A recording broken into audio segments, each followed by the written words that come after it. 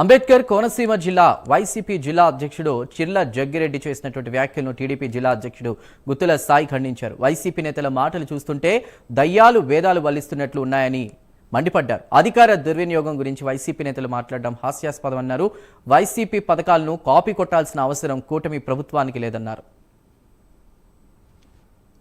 YSR Congress party జిల్లా అధ్యక్షులు జగ్గిరెడ్డి గారు మాట్లాడుతూ 420 ప్రభుత్వం ఒకటి, రెండు మా యొక్క ప్రభుత్వ కార్యక్రమాలన్నీ కూడా సంక్షేమ పథకాలన్నీ కూడా తెలుగుదేశం కూటమి ప్రభుత్వం, ఈ కూటమి ప్రభుత్వం కాపీ చేసి మేం చేసిన కార్యక్రమాలు వీళ్ళు చూపిస్తున్నారని చెప్పడం జరిగింది.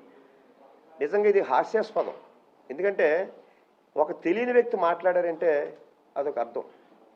ఆయన ఇంచుమించు 2 సార్లు 3 సార్లు ఎమ్మెల్యే చేశారు. ఒక రాజకీయ కుటుంబం ఆయన ఇలా మాట్లాడారంటే చాలా ఆశ్చర్యకరంగా ఉంది. ఎవరు కాపీ చేశారు ఈవేళ? కాపీ చేసిన విషయం ఎవరు ఈవేళ?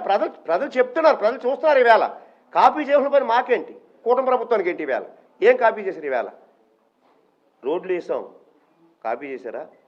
సూపర్ 6 పథకాలు మేం పెట్టినాయి, కాపీ చేశారా?